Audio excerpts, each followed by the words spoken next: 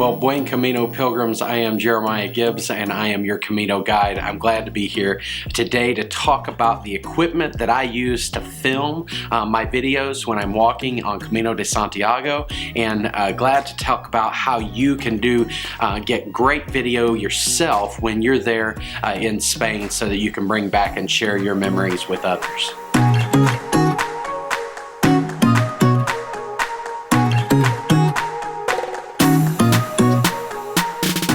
You know, there are probably folks who can do a much better job creating really high quality video on their Camino pilgrimage. Some of the ones that y'all might have already seen on YouTube. Efren Gonzalez is a camera maker and a videographer prior to his making his way into Camino pilgrimages, and he gets some great footage.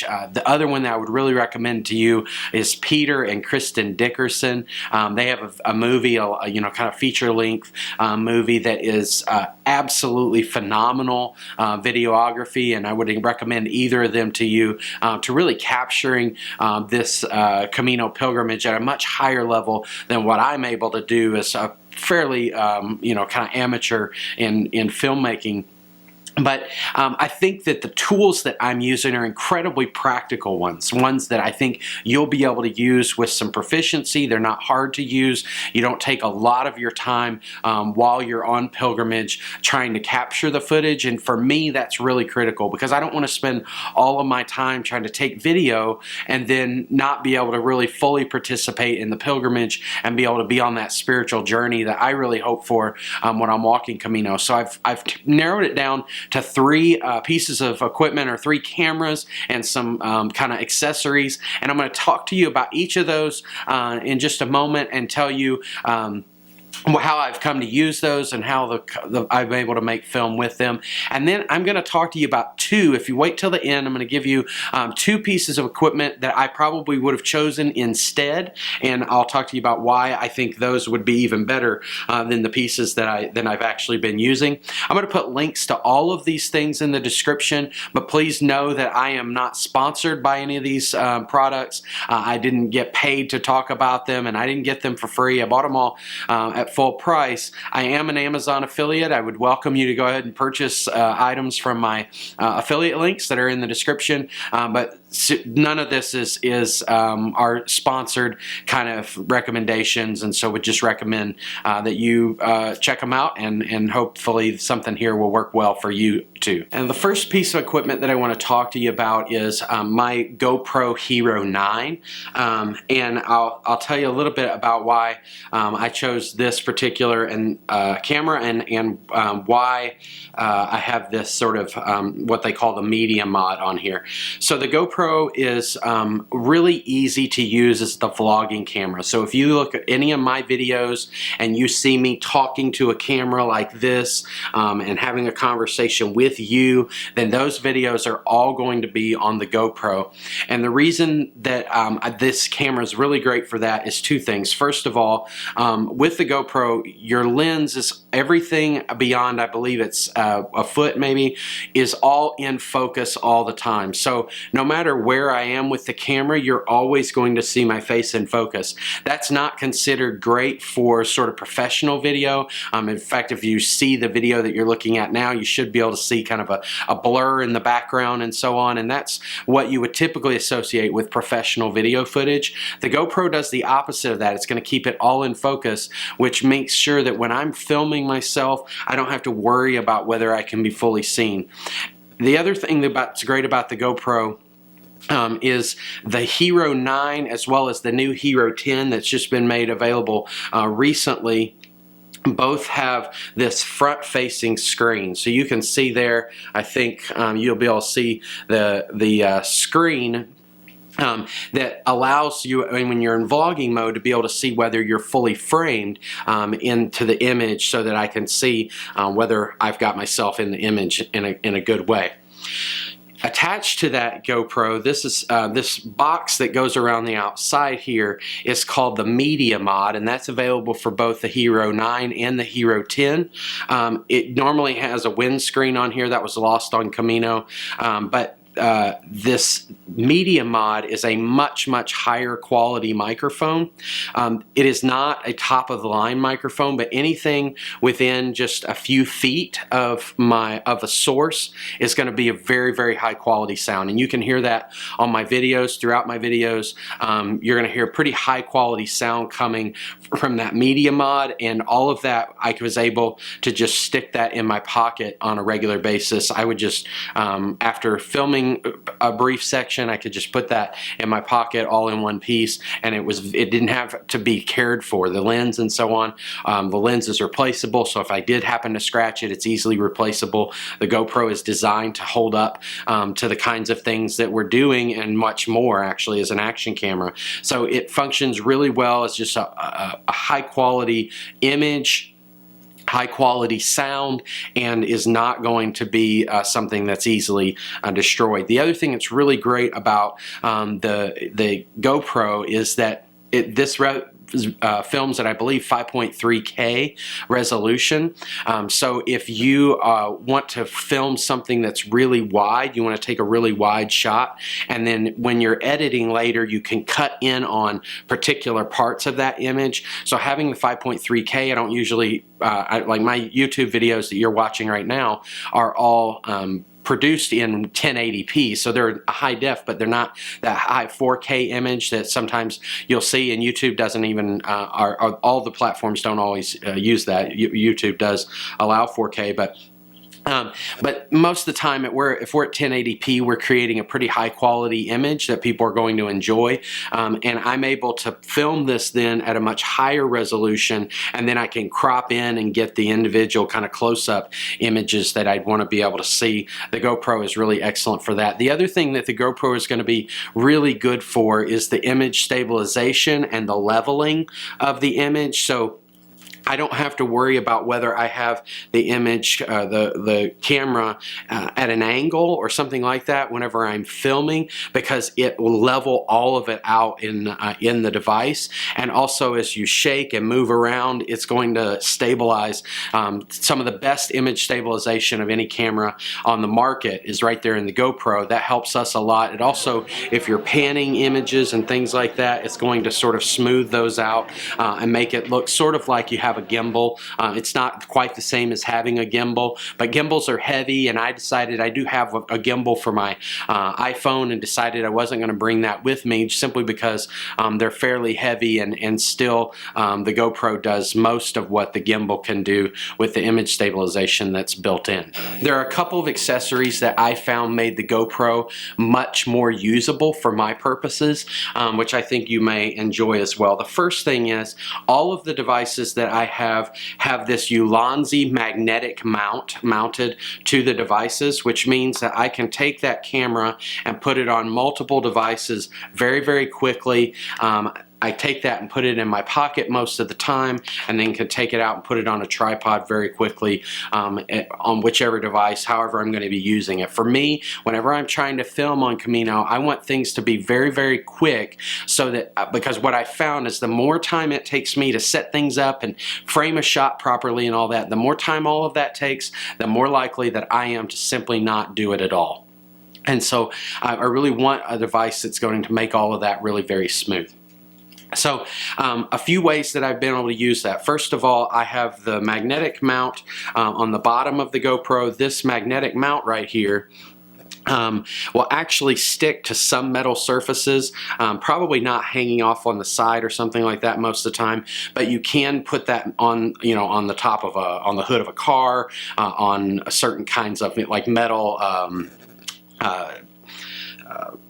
fixtures on railings and things like that, and it'll actually you can magnetize it places and let that kind of be your tripod.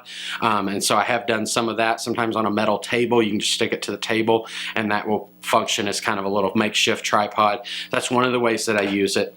This Gorilla Pod These are very popular because they're so flexible, so easy to use, so easy to pack away. I do usually keep one of these in my pack, and that allows you can use the arms to wrap around a tree, to wrap around your backpack if you wanted to attach it to your backpack.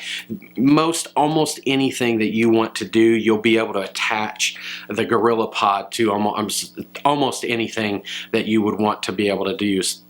However, even though that's a really incredible tool, I used it very little. And the reason was because I could do almost everything I wanted to do with this Ulanzi magnetic quick release attached to the top of a trekking pole. So this is the Lekai trekking pole. They have a replaceable top to them.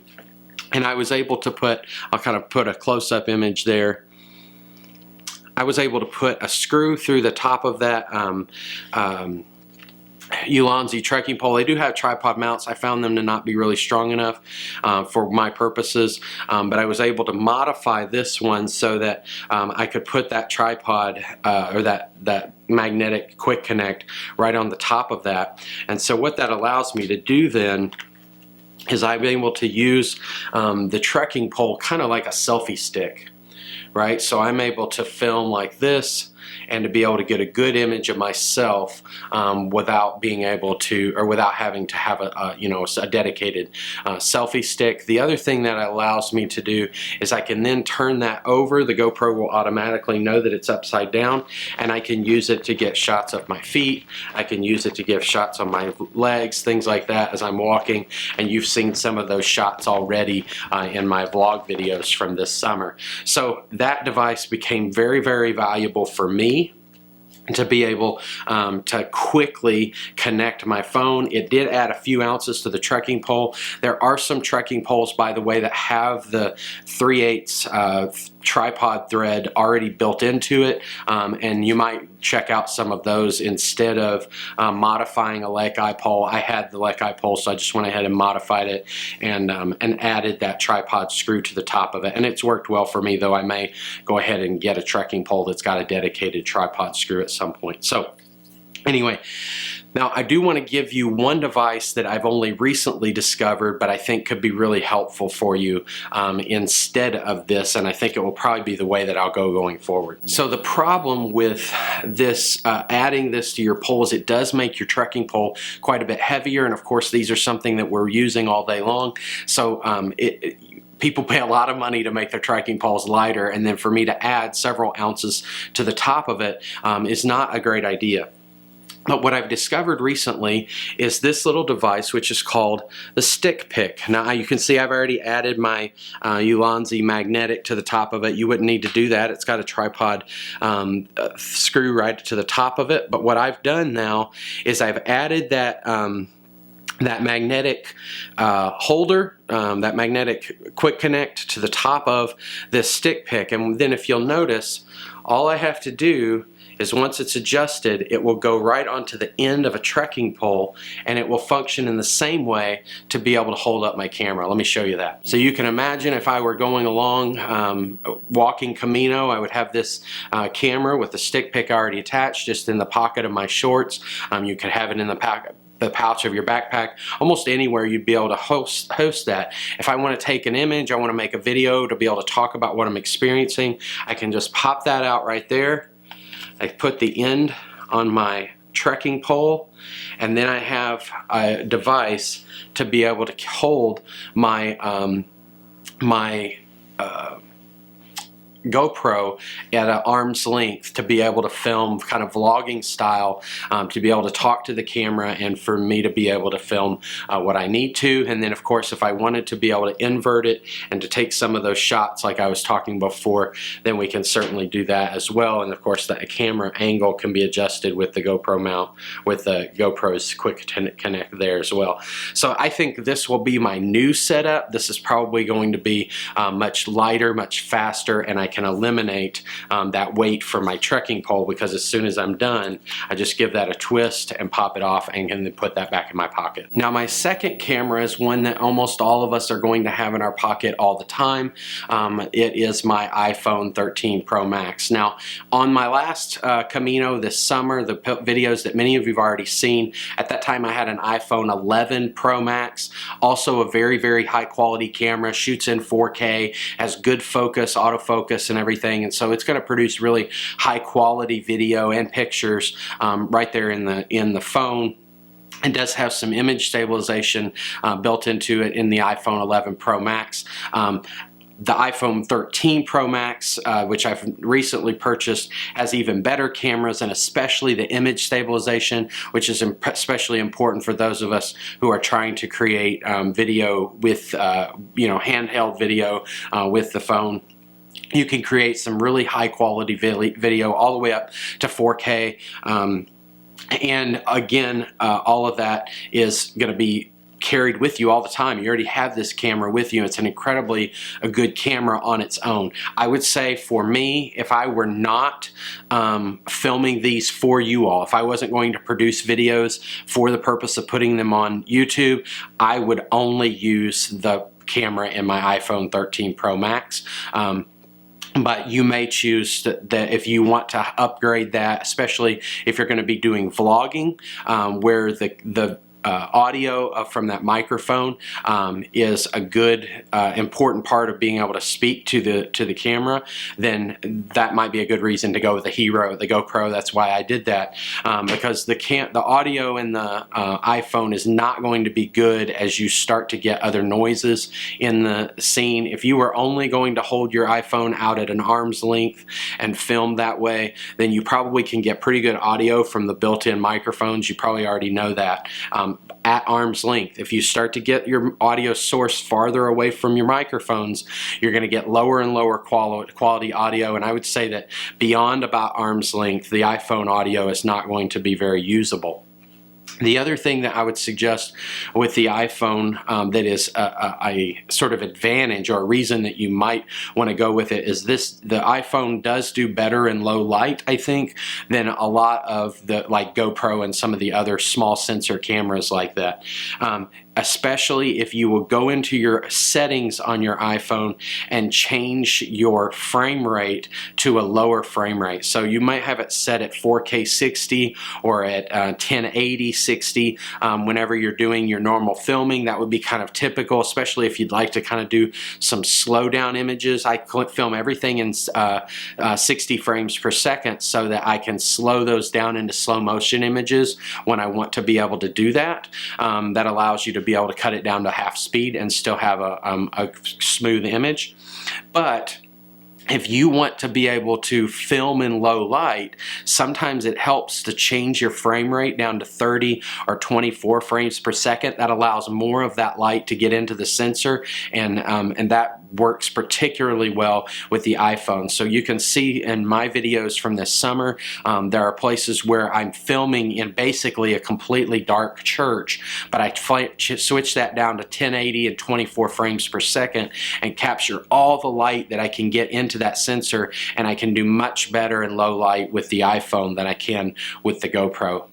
The last thing to say about the iPhone as an option for your vlogging is, well, I guess there's two things. One, if you want to improve your sound, there are microphones that can be attached to the iPhone to be able to improve the sound quality. I personally chose not to do that because I didn't want to have one more device that I was digging around in my pockets for. That's why I went with the GoPro. It was easier, did not have to try to attach those microphones every time. But there are really high quality microphones that can be attached to the iPhone to get better quality audio.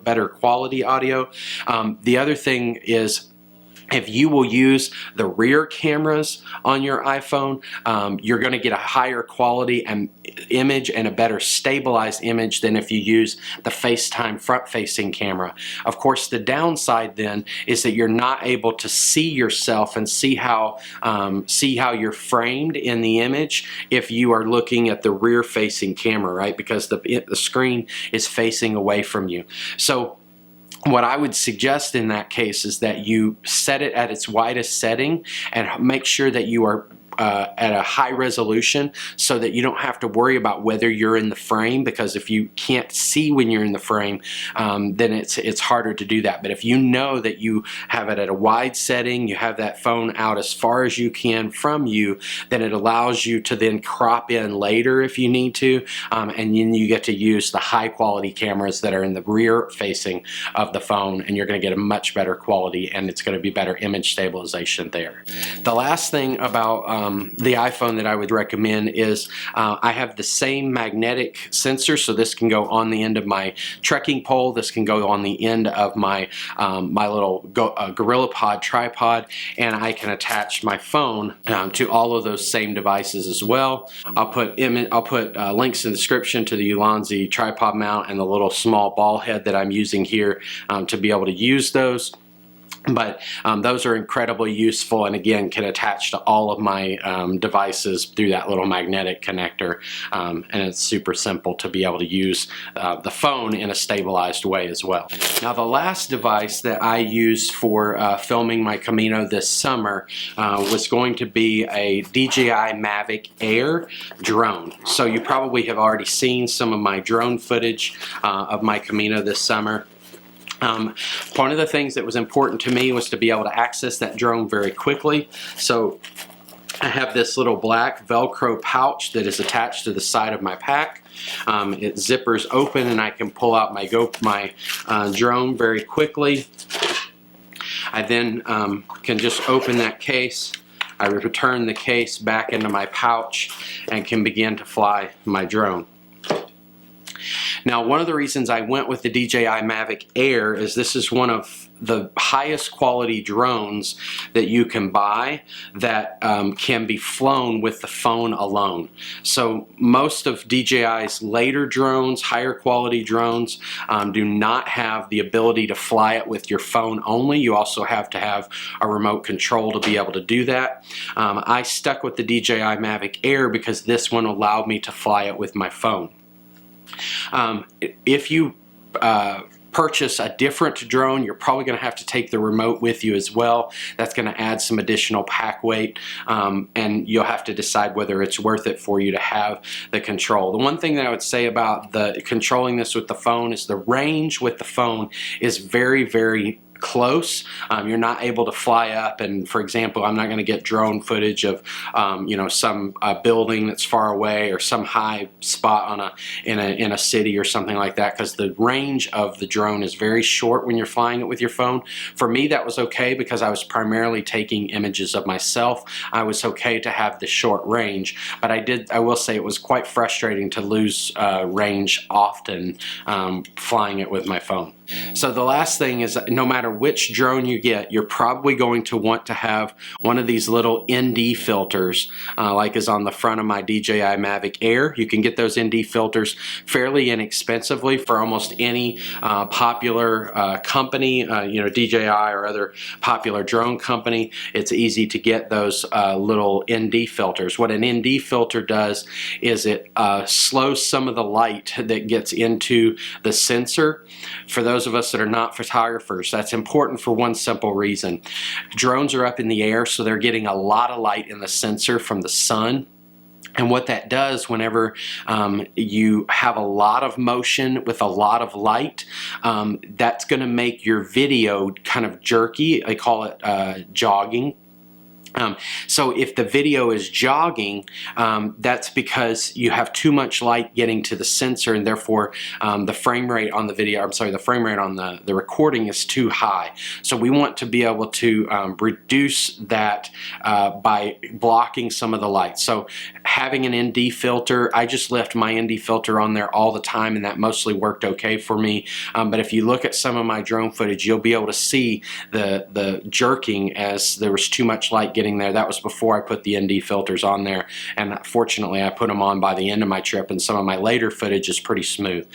So that ND filter is pretty important. Now, the first piece of equipment, I said I had two pieces of equipment that I was going to suggest would be better for you than the the equipment that I actually used. And the first one, I think most people, rather than flying the DJI Mavic Air, I'm going to recommend that you get a DJI Mavic Mini or one of the other drones that's less than 250 grams. And the reason for that is to fly this drone, you have to get a license in Spain that is fairly difficult to get. You have to be able to take some training and be able to take an exam in Spanish, and it's very hard to even get registered for the exam, to get registered for the course that trains you to take the exam. You got to do it all in Spanish. You got to do it, much of it, in country. It's actually fairly frustrating to be able to go through and to get your access to be able to get your drone license. It is easier to be able to get your drone registered, which you'll have to do with every drone. A 249 gram drone, anything less than 250 grams, needs to be registered, but you do not need any specialized training to be able to fly those very lightweight drones. So I would suggest, if you want to be able to fly the drone, you want to be able to stay legal, then get a drone that's less than 250 grams. Right now, that's the DJI Mavic Mini 2 would be my recommendation. It's going to have a lot of the same automatic flying features that the DJI Mavic Air does. But it's going to allow you to not have to go through any specialized training to fly that drone. It does have a few features that are missing on the DJI Mavic Mini 2, especially the follow features that you'll see some of my videos where the drone is following me. The Mavic Mini does not have that, but there are some workarounds, and if you wanted to get into using that drone, there are ways to be able to get these automatic shots out of the DJI Mavic Mini 2 that are very similar to this, and of course it comes in at less than 250 grams, and so therefore is much easier to get legal when you're flying in Spain. I will make a video a little bit about the process of getting your drone license in Spain. At some point I will make that video so that those of you that want to be able to become legal to fly a drone in Spain can do so. I would not suggest flying without your license or flying illegally in Spain, not only because there are airports at multiple points along the Camino, but also because the fines for flying illegally are very, very high. Well, I said earlier that I was going to give you one tool that I would recommend as a possibility. And I just want to introduce you to this little Insta360 1X2 action camera. This is a 360-degree camera. Which I think will perform a lot of the functions that the GoPro does, but this is the one that I will take with me. I may take the GoPro with me as well, but I think that's more because of my need to be able to produce videos. I may have purposes that would serve both of them, but I think for most of you who just want to be able to have these for your own purposes, I think this 1X2 has a particularly valuable sort of additional thing that it can be done. I'm just going to go ahead and begin filming with it right now, and I'm just going to kind of move it around. And one of the things that's kind of interesting about the 1X2 is that it's filming 360 degrees all around us all the time, and what that makes valuable is I don't have to think about framing while I'm doing the video. While I'm standing here doing this, I don't have to think about what that's filming at all, but you're going to be able to see in the image then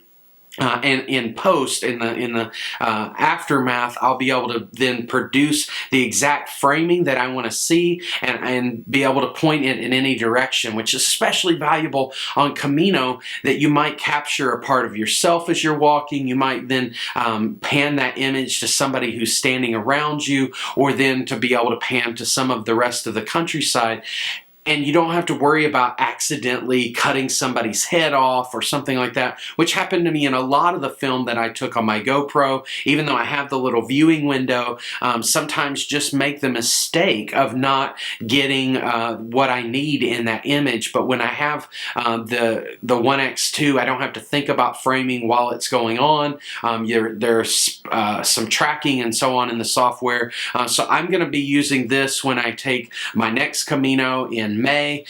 You may see me using this on some of the filming that I'll do on practice hikes with my upcoming group and so on. I really think this is a valuable tool for folks who want to be able to capture those images quickly, get high quality images, and to be able to do that without and to get a variety of shots after the when they get home, to be able to produce movies that they might be able to share with the others. The one thing I will say about the 1X2, it's more work making those videos live in the aftermath, sort of when you get home and you produce those in the aftermath. It is a little bit more work to do that, so if you're not in tune with really trying to create great videos in that way, then you might want to use your phone or your GoPro instead of the 1X2. But for me, I look forward to using this, and hopefully the images that you're seeing from it now are interesting. And again, keeping in mind that I didn't do anything as we were filming here, I just am holding it in the general direction to be able to get these images that you're seeing now. With that, I want to encourage you to check out some of the vlogs that I did this summer. You'll be able to see some of the video that I was able to capture. I'll put a couple of those right here at the end screen, so you can check out some of the video that I made this summer. And I hope that you will come back often to learn about more of the practical aspects of Camino de Santiago, learn about some of the planning help. Some of my videos will be about that, as well as the theology and spirituality of Camino as well. And certainly we'll have some more videos to pertain to some of this specific equipment that I use to film as well. So subscribe to this channel, click the like button to send that out to other YouTubers, and buen Camino.